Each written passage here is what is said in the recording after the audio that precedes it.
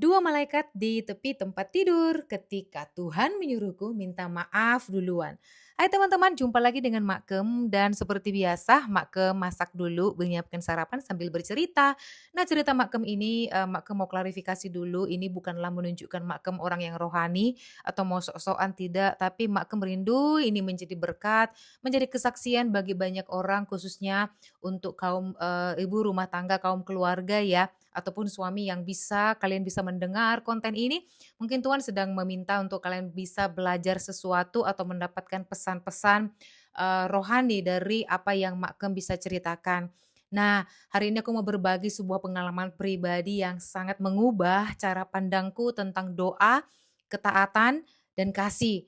Nah, semua kita sudah melayani atau yang sudah pernah melayani, bahkan mungkin Anda punya, cara berdoa yang ekstrim. Nah, pernahkah kamu berdoa lama, menangis, dan mungkin memiliki lebih banyak bahasa roh dibandingkan orang lain atau pasangan kamu? Namun ketika menghadapi sebuah konflik, kamu meminta Tuhan itu untuk membelamu. Tetapi bukannya situasi berubah, justru Tuhan menegur hatimu.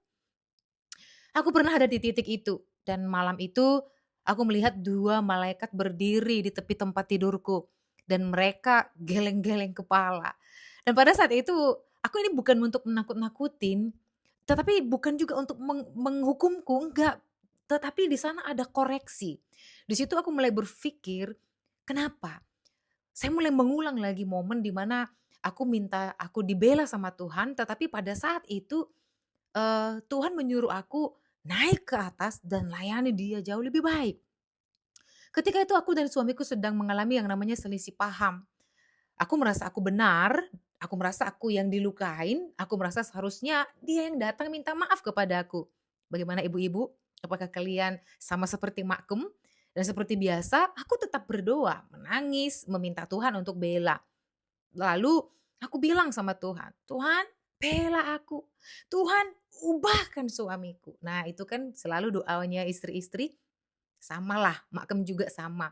Kita sama-sama yang namanya istri selalu berkata, "Ubahkan suamiku." Tuhan sentuh dia supaya dia itu sadar gitu kan. Secara rohani kelihatannya aku baik. Aku berdoa, aku menyebut nama Tuhan, aku menangis di hadapan Tuhan. Tetapi jujur, di dalam hatiku ada kemarahan, ada keegoisan, ada keengganan untuk mengalah. Nah, itu tadi roh yang bekerja, ada ego. Aku tidak sadar bahwa aku sedang berdoa sambil mengeraskan hatiku. Di tengah kondisi itu aku berbaring di tempat tidur masih tetap dengan bete-bete kita ya di tepi tempat tidur, masih diem-diemen. Dan disitulah aku melihat 2 malaikat berdiri di tepi tempat tidurku. Mereka nggak berkata apa-apa, tidak juga menegur dengan suara keras, tidak menunjuk-nunjuk. Hanya mereka menatapku dan menggelengkan kepala. Mereka nggak bersuara, nggak berbicara. Tetapi seolah-olah kita dari hati ke hati gitu ya, seolah kita kayak punya telepati, aku mengerti hatinya, dia mengerti hatiku, tapi nggak ada suara. Lalu mereka seolah berkata seperti ini, "Bukan begini caranya. Ini bukan hati yang Tuhan kehendaki." Dan seolah mereka berkata, "Deborah, Deborah," sambil geleng-geleng kepala kayak kita, bilang sama anak kita ya, "Aduh aduh," kayak gitu ya. Nah, di saat itu juga aku mulai merasa ada yang salah dengan diriku. Ada sesuatu yang salah, ya kan? Kita berdoa dengan hebat, melayani dengan hebat, sabar dengan orang lain, dengan jemaat dengan hebat. Dengan jemaat kita bisa memberikan kesabaran, tetapi kenapa dengan pasangan kita, kita berselisih paham dan kita ego dan menuntut dia yang minta maaf duluan. Di saat itu juga aku mulai merasa ada sesuatu yang salah, bukan terutama terutama pada situasi, bukan menunjuk pada situasi atau suamiku sendiri, tapi menunjuk pada hatiku dan responku. Teman-teman tuh jelas-jelas saya mendengar ketika pada saat itu Tuhan bilang, "Naik ke atas dan layani dia jauh lebih baik." Di situ aku sadar teman-teman, bagi kalian yang mau dengar suara Tuhan, kalian bisa mendengar suara Tuhan karena Bapa selalu berbicara kepada anaknya. Di situ aku mulai menyadari, yang utama bukanlah mau mendengar suara Tuhan, tetapi bagaimana menaati suara Tuhan. Itu menjadi poin yang paling jelas untuk Makem secara pribadi. Ketika Tuhan bilang, naik ke atas, layani dia jauh lebih baik. Makem bukannya mentaatinya, tapi Makem justru kecewa sama Tuhan. Seharusnya kan Tuhan bela aku, seharusnya kan Tuhan ubahkan dia. Ini kan aku yang disakitin dan itu pemberontakan yang benar-benar daging Makem. Padahal ini kita melayani ya. Ini Makem berdoa, berdoa 1 jam, 2 jam, berbahasa roh dengan hebat, melayani dengan hebat. Tapi ketika Tuhan meminta Makem untuk melayani suamiku jauh lebih baik karena perselisihan, maka nggak bisa menaati Tuhan. Kalau pada zaman dulu, pada zaman perjanjian lama mungkin Makem udah lama binasa, ya kan nggak akan wujud sampai saat ini. Tapi disitulah kasih Tuhan.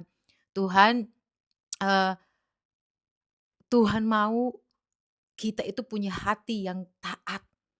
Tuhan mau mengoreksi ego kita, Tuhan mau membentuk karakter kita, jadi bukan daripada ritual doanya, tetapi sebuah esensi, sebuah kesadaran, aku anak Tuhan, sehingga karakter kita berbuah di sana. Kadang-kadang kita merasa kita ritual, lalu kita memaksa Tuhan bela kita melalui ritual yang kita lakukan. Padahal sebenarnya ritual itu mendukakan hati Tuhan karena kita tidak punya kesadaran, tidak punya karakter. Ego masih berkuasa atas diri kita. Dan seandainya kita melakukan hal yang sama, bagaimana kita melayani jemaat, begitu juga kita melayani pasangan kita, justru lebih banyak sabarnya kepada pasangan kita. Mungkin situasi tersebut akan berbeda dan mungkin banyak suami-suami diselamatkan karena perbuatan istrinya. Di situ, saya sadar selama ini aku hanya pendengar, bahkan mungkin, ngomong tentang firman Tuhan, menghafal, aku pembicara firman Tuhan, tetapi belum tentu aku menjadi pelaku firman dalam hal seperti ini. Aku bisa berdoa 1 jam, 2 jam, tapi setelah itu aku masih tetap mengeraskan hati dan tidak mau mengampuni, tidak mau taat, maka doaku berubah menjadi ritual yang kosong. Sebetulnya saya mengerti ketika, Tuhan berkata, banyak orang yang berkata, "Tuhan, Tuhan, aku sudah mengusir setan dalam nama Aku," dan Tuhan bilang, "Aku nggak kenal Engkau." Itu menjadi ayat yang paling, jujur, maka berada di titik yang paling merasa bahwa semua yang kukerjakan sia-sia. Di situ aku belajar satu hal, bahwa kasih Kristen bukan kasih yang menunggu diperlakukan dengan baik. Kasih Kristen bukan kasih yang berkata, kalau dia minta maaf dulu, gua baru mengampuni. Kasih Kristen adalah kasih yang menyalipkan ego. Kita duluan yang menabur, kita duluan yang melakukannya, kita duluan yang mengerjakannya. Maka itu yang Tuhan mau, melayani. Jadi dalam relationship atau hubungan suami istri sebenarnya saling melayani. Ketika dia tergurus egonya, maka kita yang udah tahu, punya kesadaran ini, kita duluan lah yang datang, yang menabur kasih, yang mengampuni, yang mulai memeluk dia dalam kelemahannya. Karena orang yang berdoa seharusnya orang yang memiliki karakter, orang yang taat. Sehingga dari situ Makem mulai mengkoreksi doa Makem. Saya mulai berdiam diri terus merenungkan doa, merenungkan ritual-ritual pelayanan dan yang lainnya. Sehingga Makem lebih fokus kepada melakukan firman Tuhan. Dulu Makem sangat maksudnya termotivasi, sangat sangat kejar sekali bisa mendengar suara Tuhan. Makem sangat fokus kepada melihat, mendengar, mendapatkan sesuatu dari Tuhan. Tetapi pada posisi itu, ketika Tuhan mengingatkan, ketika suara Tuhan berkata, naik dan layani. Di situ ego saya, wah seharusnya saya yang dibela. Dan ketika malaikat itu berdiri di tempat tidur dan menggeleng-gelengkan kepala, di situ Makem melihat, aku jauh dari kata seorang pelayan Tuhan. Aku berada sangat jauh dari perkataan, dari karakter orang-orang yang menyebut dirinya pelayan Tuhan. Biarlah ini menjadi berkat buat teman-teman di luar sana. Ingat, that's why Makem selalu berkata, engkau hebat di gereja, engkau hebat mungkin berbicara firman Tuhan, tetapi apakah engkau hebat untuk melakukan firman tersebut?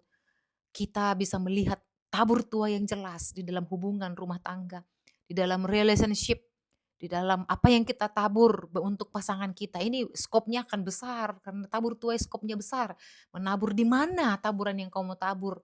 Tetapi ada satu tempat yang memang kamu harus menabur kebaikan, kamu harus menabur kasih, kamu harus terus menabur hormat, kamu harus terus menabur kesabaran, kebajikan, kamu harus terus menabur pengampunan di dalam hubungan rumah tangga.